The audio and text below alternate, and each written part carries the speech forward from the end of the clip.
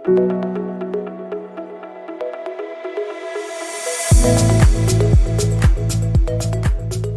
so today's panel, we've heard a little bit earlier from Isabel, Divya and Amira about the omni-channel and the role of mobile operators. But what do you think the benefits are for operators and CPaaS providers in investing in RCS versus other rich messaging options? Alex, do you maybe want to kick that one off? Yeah, I mean, a couple of benefits come to mind. The first is, I think, the substantial revenue to be had with mobile operators with the play in RCS. I think that's really important. I mean, I think there's clearly lots of SMS revenues out there, and we clearly see, as we think about the market, the kind of move of SMS into RCS. So I think there's not just the SMS revenues, but I think there's huge additional RCS revenues. I also think that there's huge benefit for operators to have a play in OTT. I mean, currently there is obviously competition which is outside of the operators in OTT. And I think it's really important that operators play in rich messaging, and I think RCS is the route to that for operators to play. John, have you got something to add to that? Actually, I thought that was very good. No, I agree. We've really got to make this work well and make sure it's easy for brands to get in and onto the process and reap the benefits of RCS, because OTT is kind of a threat to the carriers.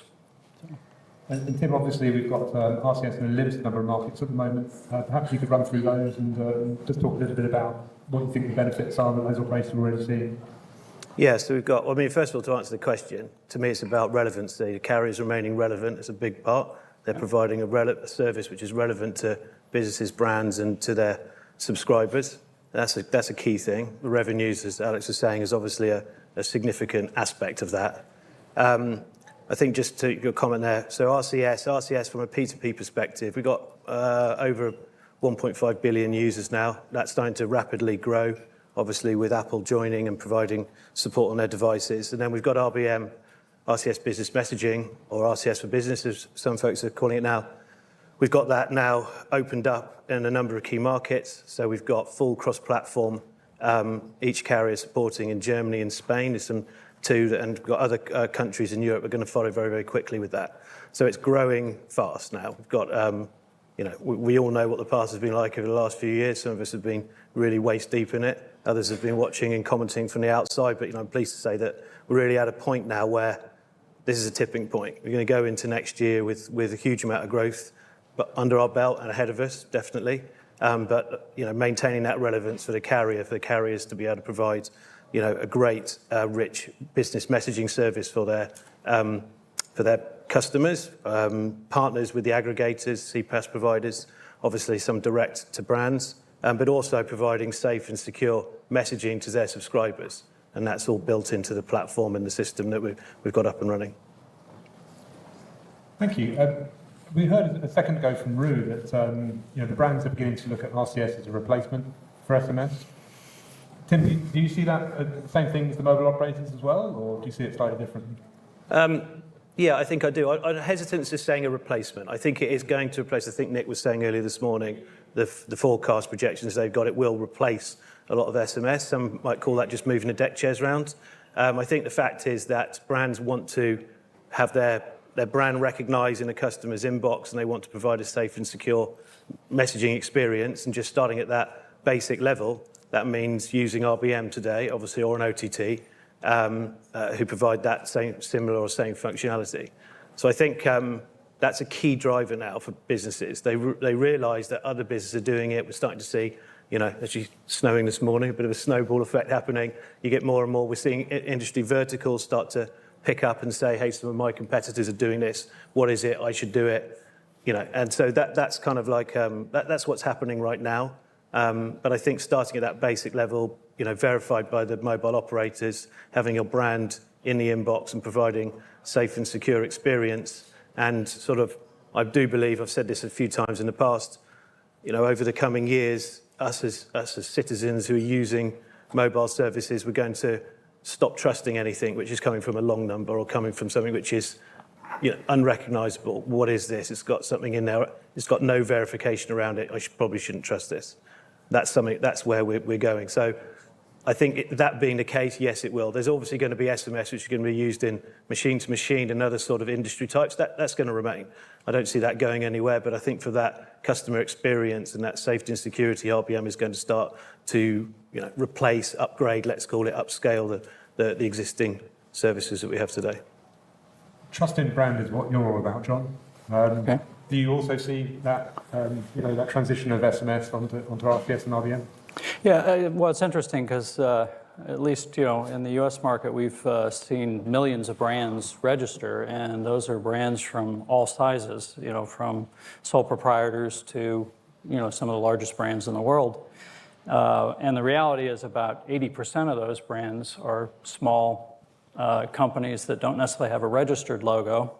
They have a logo, but it's not a registered logo. So I think we're going to see definitely the emergence and growth of RCS to a great extent. It's going to be interesting to see how deep into the smaller companies we penetrate, given that there are a good amount of the volume of standard SMS today that we at least see in our market. But so from my perspective, I kind of see a lot of brands that are interested in really having true trust, but also have a recognized logo representation to their customers, definitely moving over to RCS because it's a great channel, RBM because it's a great channel.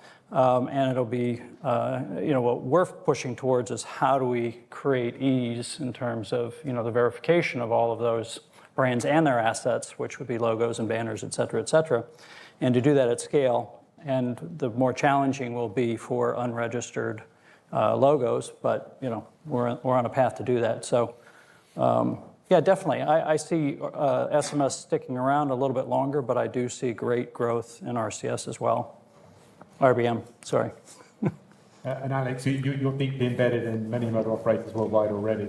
Yeah, that's correct. I mean, we do about 1.5 billion messages on a daily basis in SMS, so I hope SMS stays around for a very long time and even grows. And I actually suspect SMS will probably grow in the short term with RCS because the use cases for RCS are hopefully going to be additional to the SMS use cases. There's no point just being a transference from SMS to RCS because where's the revenue in that, right? We want to create additional use cases, additional business needs for RCS that will grow substantially the revenue for the ecosystem as opposed to just being a replacement. And I think there's potentially massive growth in the ecosystem. Roughly we're doing a $50 billion mobile business in SMS on a global basis. I mean, I think that business should grow by 10 to 20-fold with RCS, with rich messaging. So I think the opportunity is absolutely massive out there. And this could be $1 trillion business looking at the size of where we are right now with SMSs and the proportion of enterprises that are using it. So absolutely, I think it's a complementary service, and SMS will still be there as part of it. Just recently we've seen Google publish some information about what happens when they can't get access over RCS. It falls back to SMS, and therefore is much more a fulsome service for the user of that service. When they couldn't get the RCS over the data connectivity, they got SMS as a fallback. So I think that'll actually rise SMS overall, and I think much more likely to see that than actually replacing SMS. That's great, thank you very much. And with your new OpenRCS service, Alex, can you talk to us a little bit about how you're going to make it easier or better for the mobile operators to get involved in the world of RBM? Yeah, thank you. So again, RCS is an amazing opportunity to drive revenues for carriers on a global basis, and I think that's a $1 trillion opportunity. RBM and indeed integration of any new system is required. There's a level of complexity with it. There's a discussion that we have today with MNOs and from a tech stack perspective. And the role of the mobile operator, the MNO or the carrier has in relation to the enterprise is always part of that conversation. Where do they play in relation to this tech stack in terms of the aggregator? What's their role in relation to Google, to Apple, to aggregators, and indeed their own marketing and how they play in that? So we deal with operators on that. We provide platforms for the operators to think about that. The tech stack complexity of the process flow, regulation, billing, invoicing, agent workflow, and indeed security and compliance. So Openmind provides a platform to deal with all of those kinds of issues for MNOs to accelerate the MNO involvement into the RBM ecosystem. And Tim, Google do an awful lot at the moment for mobile operators, and many operators worldwide are operating solely on your stack. Do you want to talk a little bit about what you do to make it easy for mobile operators as well?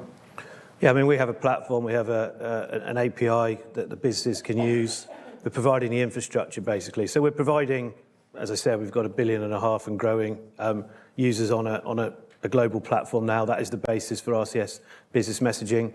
We've rolled that out. It's been there for several years now. It's doing very well in terms of that growth and reach.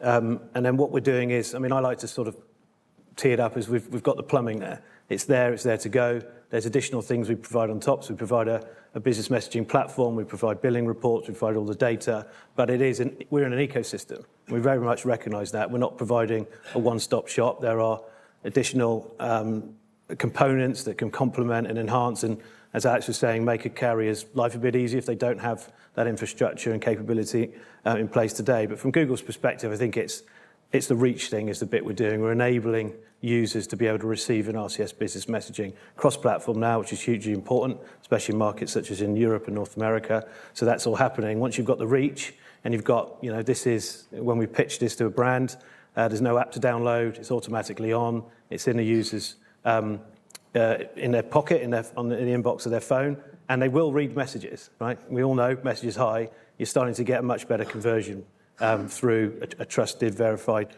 branded message. So we're kind of doing that, I think, on the reach side, very much so. And then there's a part to play for the ecosystem and our partners there, or partners in the ecosystem to add on and build and, make people's lives, businesses' lives, carriers' lives a lot easier. And John, you're also working with mobile operators to make their life easier. Can you talk a little bit about that? Oh, sure. We're working towards complete, automated verification services to include logos and other assets of the companies.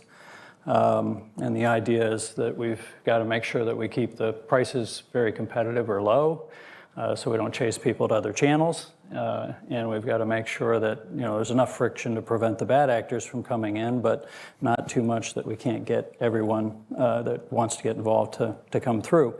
The other interesting thing that we're working on is that since we're involved in short code vetting, 10DLC vetting, potentially toll-free down the road, but RCS as well. How do we create a single verification process that allows that brand to participate in all the channels at once?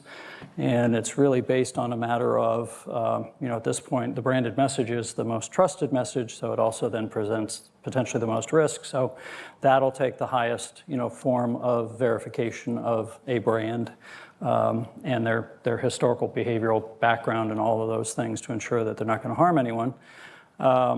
And if a brand gets through and it goes through that highest level, then how do we make our credentials/tokens reusable for all channels within a market? And we are doing cross-carrier discussions on that topic as well.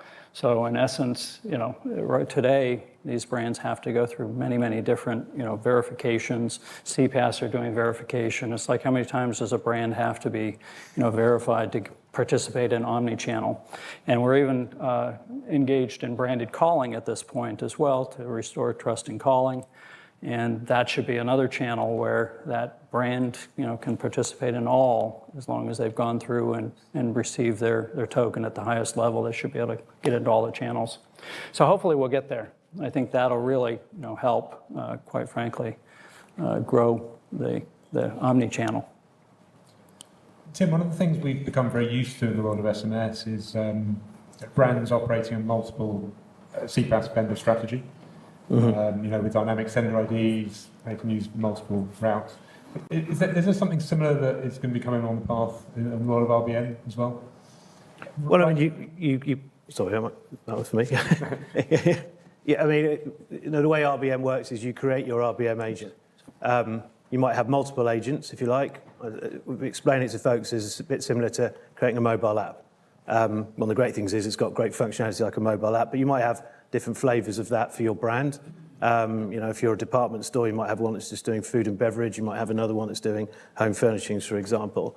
Once you've got that launched, obviously there is the verification process. We've got partners and folks who are helping to kind of drive that, streamline it. I totally agree. If you're a brand, do I need to go and verify myself everywhere? Surely I just do this once. I think that's where we're going to get to. A brand will put forward its credentials for verification, and then it will be verified potentially in multiple markets, and it should be easy for them. So once you've got your agent out there and it's live, it's sort of off you go. That's kind of how that process works. There's a lot to be done on it.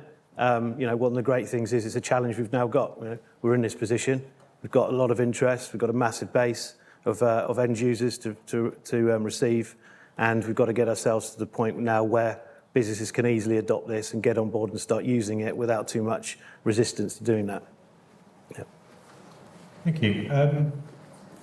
I've picked up on three main properties of RBN. It's the trust that we always talk about, the conversational aspects that we hear an awful lot about, but also what I call the tracking, but the true delivery receipts, etc.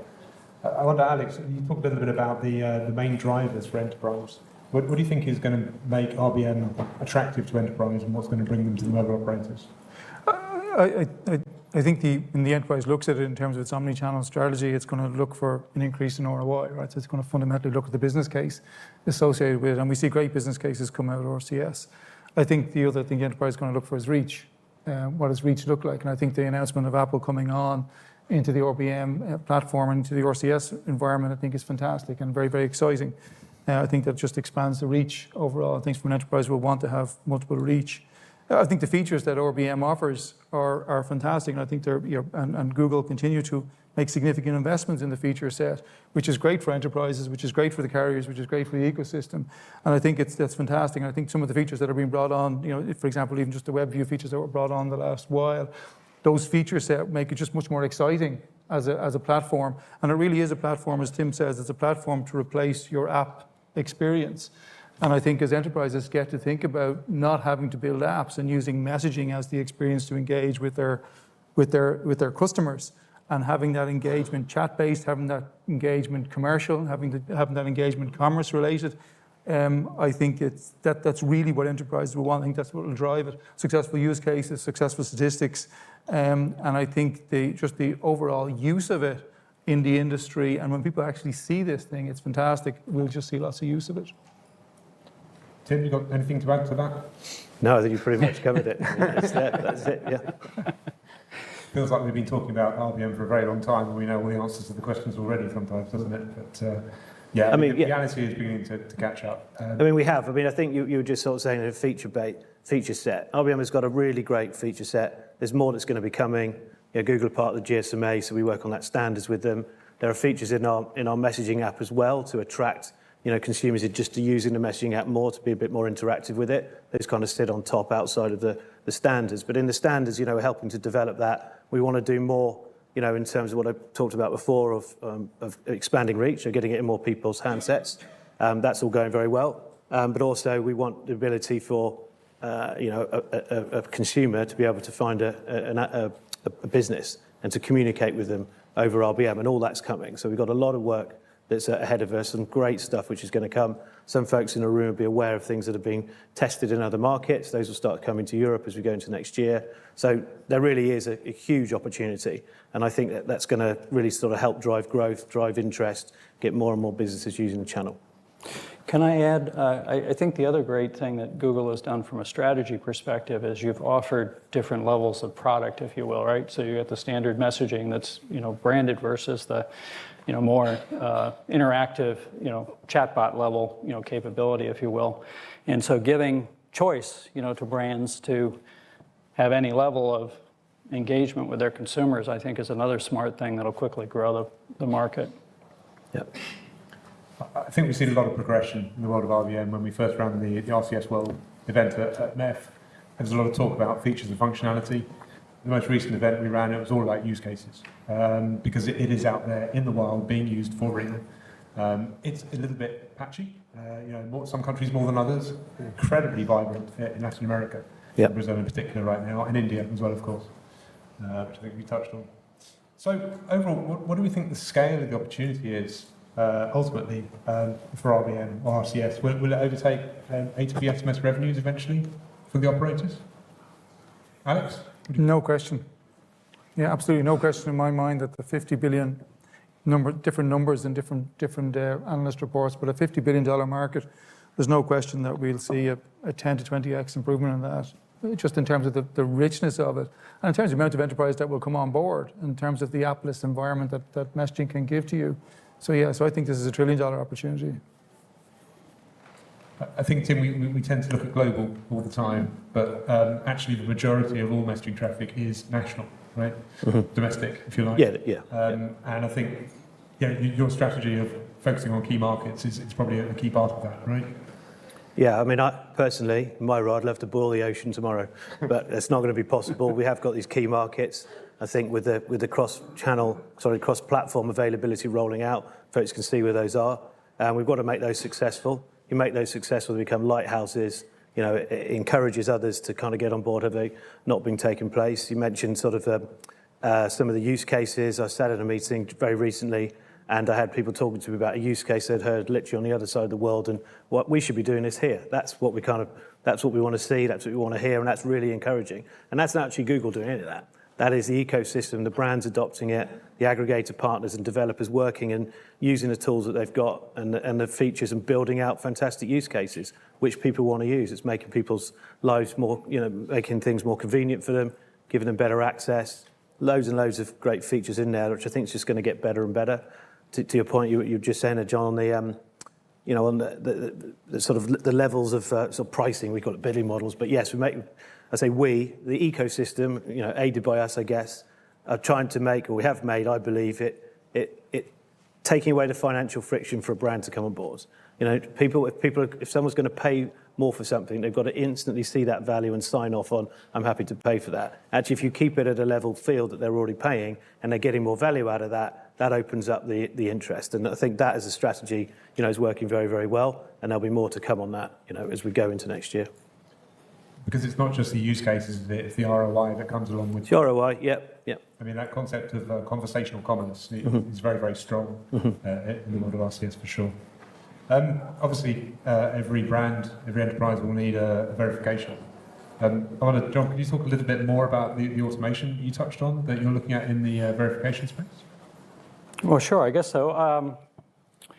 Every market, though, has its own requirements for, what is verification. And it can be anything from verifying that a company legally exists in the country that it's from, to verifying they are who they say they are, to what is their behavioral history from a legal, financial, criminal, regulatory, international sanctions watch list, AML, anything else you want to do. Then on the flip side, there's need to verify rights to use the logo, that the logo isn't infringing on anyone else's, rights of a logo. Does it fit in the platform correctly in terms of its size? Does it have anything embedded in it that is activatable, if you will? Or is there any language in it that's forbidden or, anything else? So we have a 16-step process for, looking at the assets of the company. And we have a fully configurable analysis of the company, depending on what the market requires. So the idea is really to try and get to a point where this is predominantly automated. There are certain data sources globally that are not able to be accessed automatically through APIs.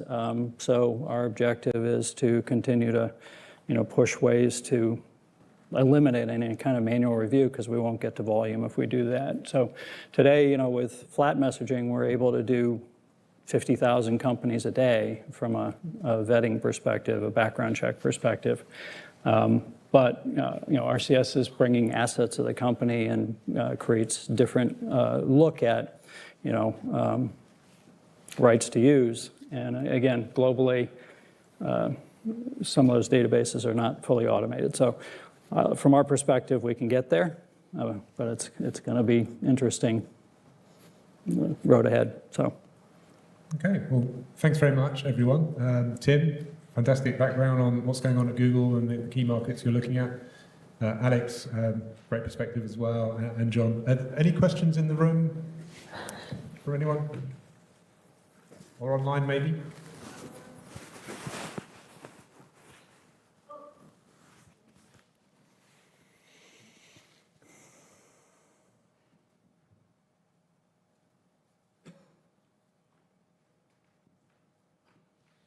So this panel is titled Driving Adoption of RCS Business Messaging within the operator community. So today, give or take, we have about 100 operators who have adopted RCS, maybe a little bit less, a little bit more on this, 100. When do we, the panel kind of expect that carrier adoption for RCS is going to hit 50% of all the carriers, 80%, 100% of all the carriers? How long are we from that stage where every operator has RCS, just like they have SMS? Who fancies taking that one on? Well, we discussed this before. It'll take some time to happen. I think, as I said, pretty much every carrier in the markets we operate, their users have access to RCS today. So that's not the case of, there's carriers that just, there are some, I admit, but the majority of carriers, their subscribers have access to RCS, and more of those carriers now, if they haven't sort of opted in to adopt and start offering RBM themselves, they want to do that. We've got a queue. We've got a lot of carriers who want to do that, which is a great place to be. We want to enable things, as fast as we can, and we're working on a plan to do that as we go into next year. And it's really, as I've said before, focus and make these markets that we've got live now successful, and that helps drive, bring other markets on board, both in terms of resourcing to get that work done and driving interest. So we need to focus on what we've got in front of us today, which is a fantastic canvas to work on. Let's not get it wrong. We've got some great markets, and we've got folks in the room from some of those markets where we've got full cross-platform RBM availability across all the networks, and we're going to see more and more of that come as we go into next year. And Alex, your doors are open as well, aren't they, to engage with mobile operators to discuss the world of RCS and RBM and how you can help them with that? Yeah, absolutely. So the product set that we have sits into the MNO and allows them just to ease that integration, both from a process perspective, but also from a tech stack perspective. So we're all keen to drive that adoption as fast as we can.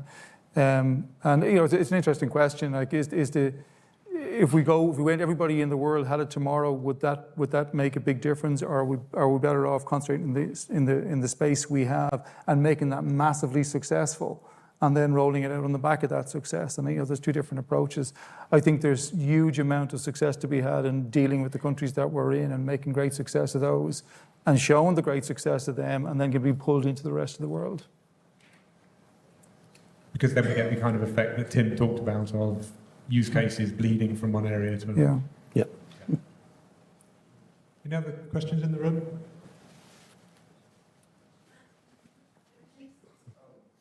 Yes. Thanks. Anthony here from Clavier.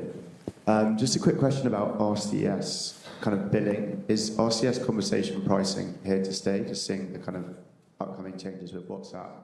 Are you guys considering doing something similar, or is this kind of what RCS is going to be for the next few years? That's actually a question for the carriers. The pricing and everything is down to the carriers. We provide the infrastructure to do that. I do think, just on that question though, I do think things will develop and change over time. As we see more different use cases coming to light, which might demand a different kind of pricing model, if you like. So I do think things will change. We've got what we have now. That's working quite successfully, and I think that will, adapt as the environments change and as use cases, sort of drive different models around that. So there will be change over time. I can't put my finger on something that's going to change tomorrow or next month or anything. And follow up to that, you said it's the carriers that own it. Do they all have to unanimously agree and implement new pricing, or can there be different models in different countries or networks? That's a question for the carriers, really. We haven't got a carrier on the stage, so I won't hesitate to answer that. Okay. I think where we've seen it be successful is an example of Germany, where all the operators have actually got together and agreed models, right? Obviously, they don't agree pricing for obvious reasons, but certainly agreeing a common model to take to market in a single country helps brands understand what the charging models are. I think we have no more questions.